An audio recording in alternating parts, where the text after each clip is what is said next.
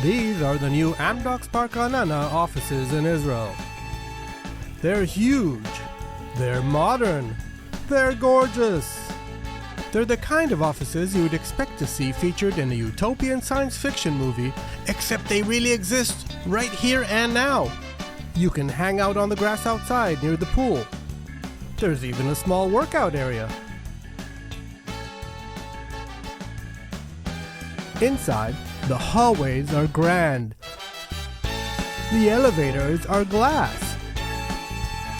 The corridors are hanging. The coffee machines are futuristic. And there are stairs. Lots of stairs. Lots and lots of stairs. The main hallway hosts an art exhibition with statues made by contemporary artist Nirit Levav Pakel. There are 2 full kitchens, one dairy, one meat, operated by one of Israel's top chefs. There's even an ice cream machine which requires a certain minimum dexterity to operate.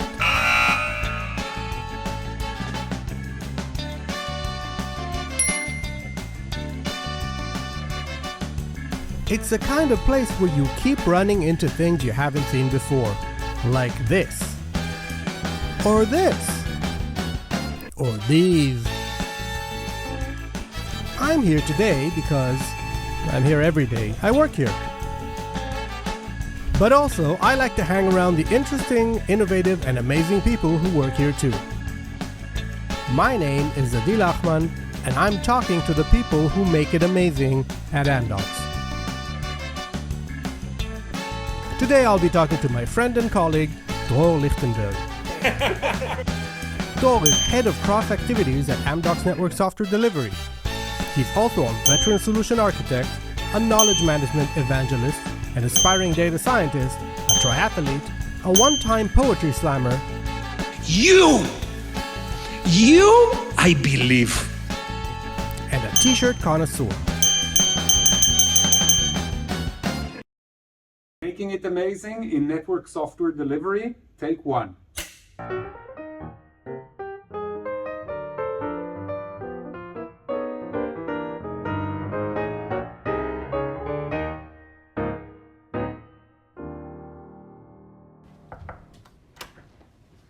Oh, Hi Adi, how's it what's going? up? All is good, how are you? Good to see you. I'm not interrupting a meeting or anything, am I? No, I'm here. I was just banished because I make too much noise in the open space. Oh. Right, shall we go get some coffee or something? Yes.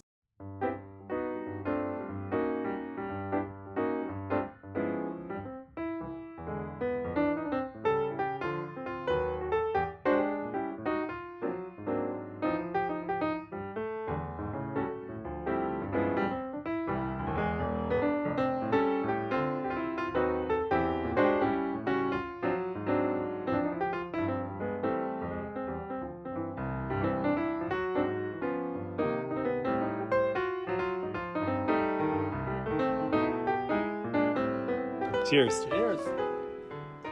So how did you get to join Amdocs? I was a computer science student in Tel Aviv University, and I was funding my schools by overseeing the security in Ichilov, which is the largest medical center in Israel. Oh, yeah. And I heard over the radio a call to come to the ER really quickly. So I came running to the ER. And in the corridor, once I reached the ER, I saw 2 policemen trying to struggle a man who was refusing to get treatment. And he was bleeding and kicking and slashing and fighting the 2 policemen who were having a hard time. So I just put him on his knees and pinned him down. And then he realized that I was the cause for his troubles. Oh, wow. So he started spitting at me. Oh my God. So that was a very gory night. And then I come the following day to school, and I sit in a cigarette break with a friend, and I tell him about my troubles, and he said, "Guy, you're crazy. I work at Amdocs. I get paid to do the homework and, join us." So the following day I interviewed, and I got accepted to the IT unit.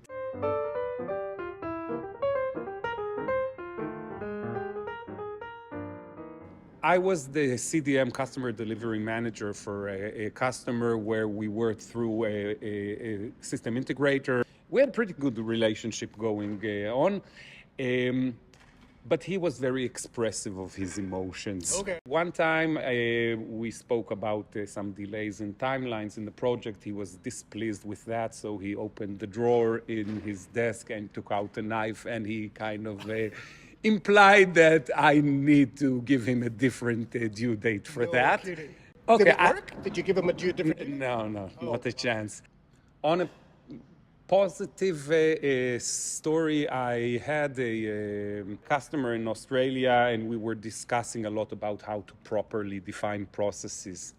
And something came out of me, which I use till this date, about a proper definition of processes, where I said, first, you need to simplify. What won't be simple simply won't be. Oh, yeah. That's not me, that's general pattern. The second phase is to clarify. We are working in a very distributed environment, both geographically. This was a customer in Australia. Most of the team was in India, some of it in Israel. Big fan of both of those so far. And the third would be the enforcement, where we usually fail. A lot of the times we fail because it's not clarified or because it's not simple. So I said, it's SCE, simplify, clarify, enforce. And she said, wow, can I get it on a t-shirt? And I said, yeah, sure, what size?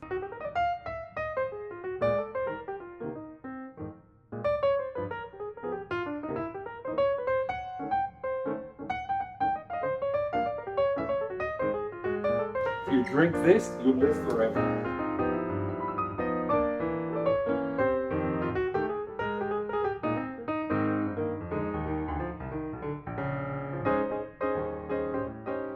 So this t-shirt I got from a lady that we worked together a long time.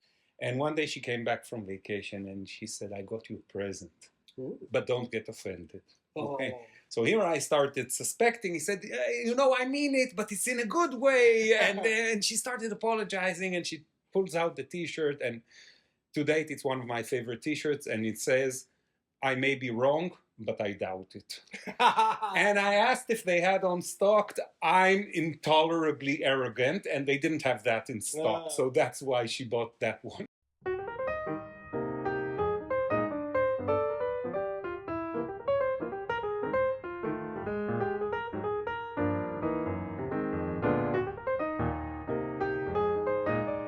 I love India, okay?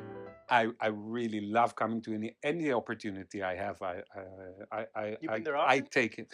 Not enough. But on a travel there on business in 2010, I was on the way back. I was on top of the world. I'm so happy to meet the people, the colors. It was just an amazing trip. I passed through security in Pune while on my BlackBerry and on my phone. Yeah. And I go on the plane, and then we land in Mumbai, and I board the bus, and I say, something is wrong. The bag isn't heavy at all. And I open the bag, and the laptop is not there. Oh my God. And then I reflect back, and you know, I was feeling pretty good speaking on the phone, being on my BlackBerry. I kind of forgot to put the laptop back in its bag. So I'm in Mumbai, and my laptop is in the airport in Pune. And then I really appreciated the data connectivity and having the BlackBerry. I was conversing on Skype on the BlackBerry with the local project manager, who told me, you need to send the boarding pass, a picture of the boarding pass and your passport. They released the laptop back to to a developer from the team. And the following week, somebody else returned from India, and he returned with 2 laptops. Wow. One of them are mine. My wow moment was actually on the Sunday when I came into the office without a laptop. And the IT guys, I said, okay, here's a loaner. What's your user ID? And they restored to a different machine, a different laptop, everything that I had backed up. And I had a fully productive week with the loaner laptop. Pretty impressive for 2010. And I was impressed at the time, actually.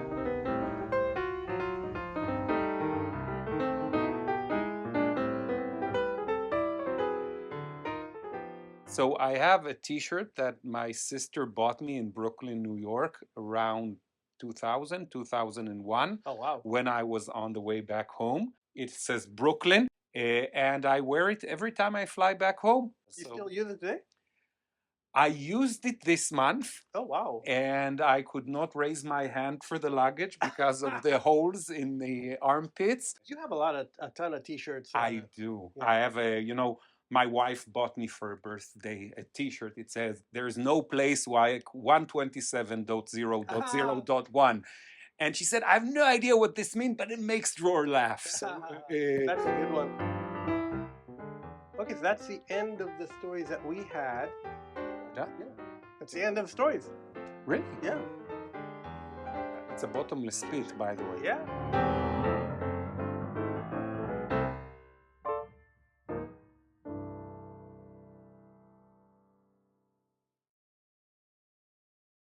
You know, when you asked me to do this, I thought about the time where a friend of mine said, now he's going to talk about his favorite topic, Dror Lichtenberg.